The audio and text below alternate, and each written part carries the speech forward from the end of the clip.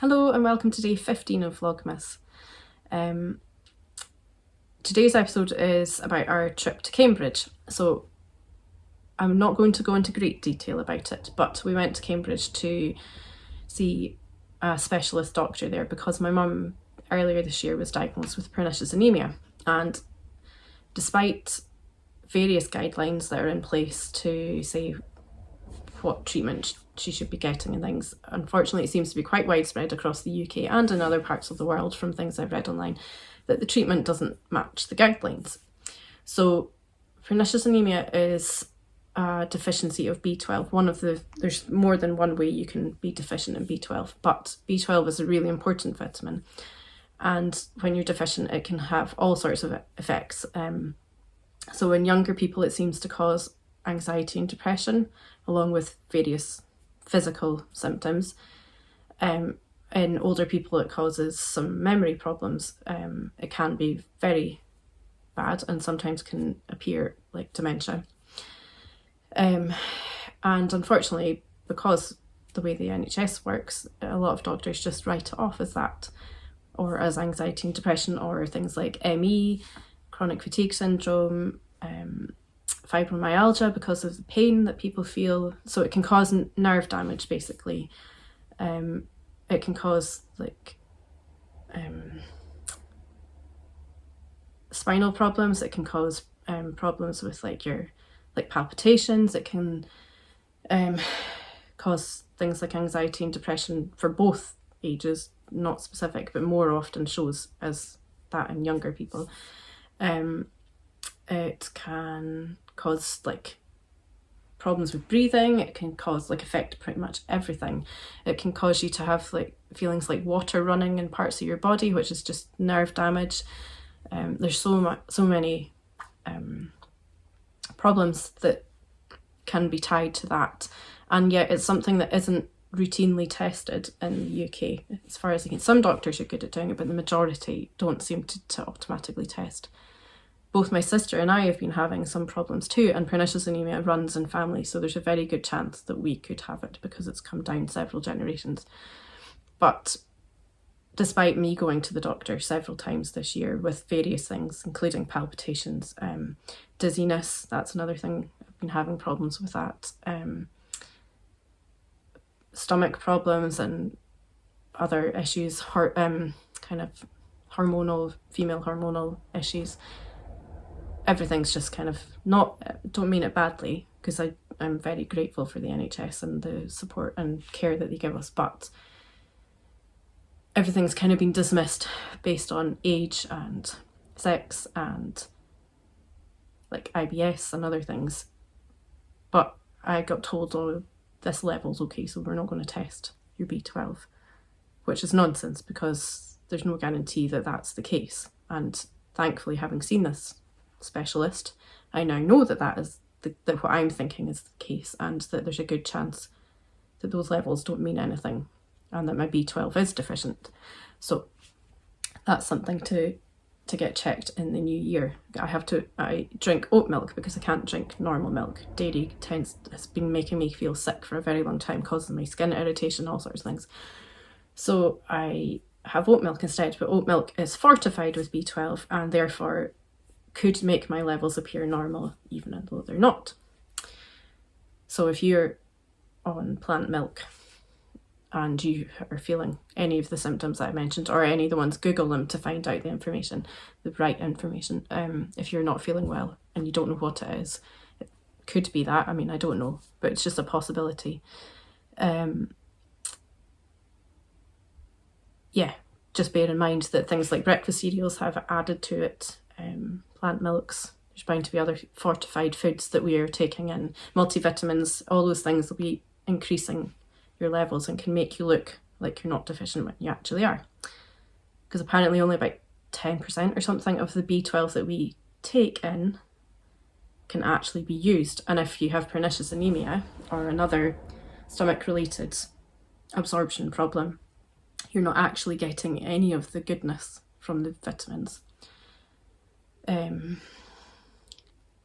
I'm sorry if this feels like a lot of information, but I've been trying to, over the last year, find out as much as I possibly, even longer than that really, find out as much as I can to help my mum. And then it's just, as I see more and more, it's kind of clicked that that could be an issue with me. It could be an issue with my sister too. It could potentially be an issue for my daughter as well in the future, which is a horrible thought. But the quicker and earlier you catch it and can start treating yourself, the better. If you're lucky enough to be in that position to find out and be able to afford to treat yourself. So on Friday, we went to Cambridge to see this specialist because my mum has been having problems for a long time, and they finally diagnosed it this year. So they do like a blood test to check your B12, then they do another one to check your antibodies, different ones.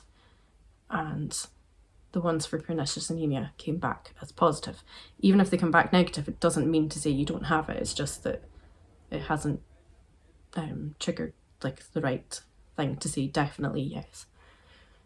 But anyway, so my mum has pernicious anemia, and she started, it seems to be the thing here, you do a loading dose, which is like six injections over 2 weeks of it, and then they, despite the fact that because she has symptoms, like she had pains, she had like the feeling of water, she lost weight, she didn't have an appetite, she was having problems with remembering things sometimes, all those things